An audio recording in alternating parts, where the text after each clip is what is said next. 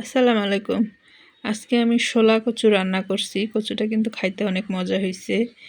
দেখতেই পারতেছেন। শোলা কচু কিভাবে রান্না করলাম আমি, চলুন রান্নাঘরে যাই দেখাই। এখানে আমি শোলা কচুটাকে কেটে নিয়েছি গোল, গোল করে পিস করে।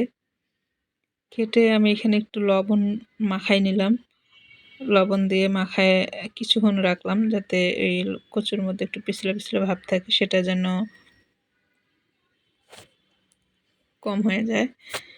আর এখানে একটা চুলাতে কড়াইয়ের মধ্যে আমি গরম পানি দিছি। পানিটা ফুটলে কচুটাকে আমি এখানে ঢেলে দিচ্ছি। কচুটাকে ঢেলে দিয়ে আমি সুন্দর করে একটু নেড়ে-চেড়ে ঢেকে দিলাম। কচুটা হালকা একটু সিদ্ধ হইলেই হবে। ভাপ দেওয়া মানে আরকি। ভাপ দিতে হবে একটু কচুটাকে যাতে কচু গলায় না চুলকায়, এই কারণে একটু ভাপ দিয়ে নিচ্ছি। কচুটাকে আমি একটা ছাঁকনিতে ঢেলে নিয়ে পানিটা নিগড়ে ফেলে দিয়ে একটা কড়াইয়ের মধ্যে নিছি। নিয়ে আমি ১ চামচ হলুদ, ১ চামচ মরিচের গুঁড়া, পরিমাণ মতো লবণ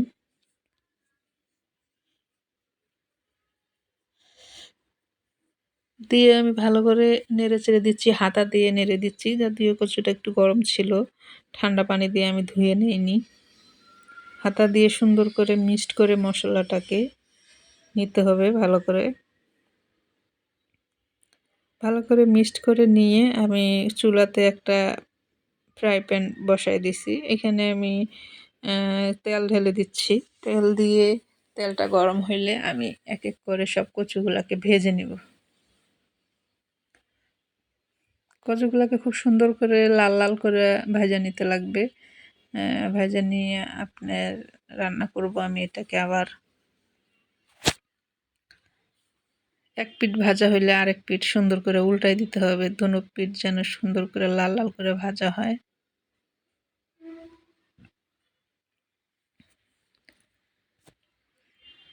এখন আমি কচুটাকে ভাজা হইছে, আমি কচুটাকে উঠায় নিব একটা পাত্রে।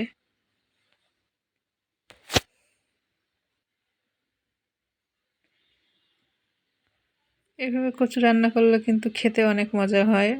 আপনার বাসায় অনেকেই কচু খেতে চায় না, কিন্তু এভাবে রান্না করে যদি আপনি দেন সামনে কিন্তু খুব মজা করে খেয়ে নেবে। আমি কড়াই বসাই দিছি। কড়াইয়ের মধ্যে আমি পরিমাণ মতো তেল দিছি। তেল দিয়ে আমি এর মধ্যে একটু পাঁচফোড়ন দিলাম। তেলের মধ্যে ফোড়ন দিলাম। দেওয়ার পরে আমি এখানে পেঁয়াজ দিব পরিমাণ মতো। জালটাকে আমি একটু কমাই দিলাম। যদিও বেশি জাল দিলে ফোড়নটা যাতে বেশি হয়ে গেলে তিতা লাগবে, এই কারণে একটু জালটা কমাই দিয়ে পেঁয়াজ দিলাম। পেঁয়াজটাকে একটু সুন্দর করে ভাজা ভাজা হইলে লাল করে একটু ভেজে নিয়ে আমি এর মধ্যে এখন সব মশলা অ্যাড করবো। একটু আদা রসুন বাটা দিলাম, একটু মরিচের গুঁড়া দিব, হলুদের গুঁড়া দিব, সবই এক এক করে দিব আমি।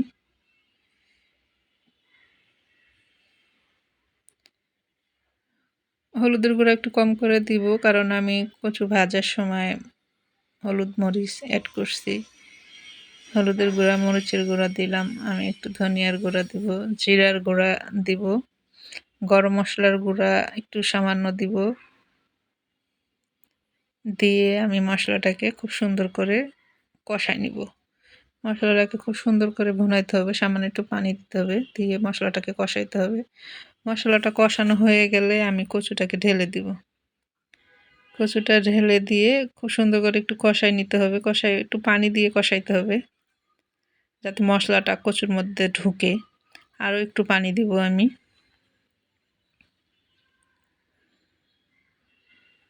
আর একটু পানি দিলাম, দিয়ে আমি কচুটাকে সুন্দর করে নাড়াচাড়া করে আর একটু ঢেকে দিব। কাঁচামরিচ কয়েকটা দিয়ে দিলাম। কাঁচামরিচের কাঁচামরিচের ফ্লেভারটা খুব সুন্দর আসবে, এই কারণে কাঁচামরিচ দিচ্ছি। জালটাকে মিডিয়াম জালে দিয়ে আমি রান্না করতেছি। দেখতেই পাচ্ছেন কচুটার কালারটা কত সুন্দর হয়েছে, দেখতেই অনেক সুন্দর লাগতেছে। তেল বের হয়ে আসছে, কিন্তু যেই পানিটা এখন আছে কচুর মধ্যে সেই পানিটুকু আমি রাখবো না, এই পানিটুকু আমি শুকাই ফেলবো। টেস্টের জন্য আমি একটু সামান্য চিনি দিলাম। আপনারা চাইলে দিতে পারেন, না চাইলে স্কিপ করতে পারেন, এটা না দিলেও কোনো সমস্যা নাই। আর আমি একটু সামান্য ভিনেগার দিলাম 1 চামচের মতো। কচু যদি গলায় ধরে সেই কারণে দিলাম। যদি জলফাই থাকতো জলফাই দিলেও চলবে, কিংবা একটু তেঁতুল ফেলে দিলেও চলবে। যদিও আমার ঘরে জলফাই তেঁতুল কোনোটাই ছিল না, এই কারণে আমি একটু ভিনেগার দিছি, যেন কচুটা একটু গলায় না ধরে আর কি। সামান্য একটু ধনিয়ার পাতা দিলাম, দিয়ে একটু নাড়াচাড়া করে আমি ঢেকে দিব। কচুটা কিন্তু দেখতেই পাচ্তেছেন হয়ে গেছে। আর আপনাদের ভালো লাগলে অবশ্যই এভাবে রান্না করে খান। দেখতে পাচ্তেছেন ভালো লাগলে ট্রাই করতে পারেন। আর নতুন কোনো রেসিপি নিয়ে আবার আসবো। আপনাদের ভালো লাগলে একটা লাইক দিয়েন, একটা শেয়ার দিয়েন। নতুন যারা আছেন তারা দেখলে আমার ভিডিওটা একটা শেয়ার করিয়েন। আর ভালো লাগলে আপনারা বাসায় রান্না করে খাবেন। আল্লাহ হাফেজ।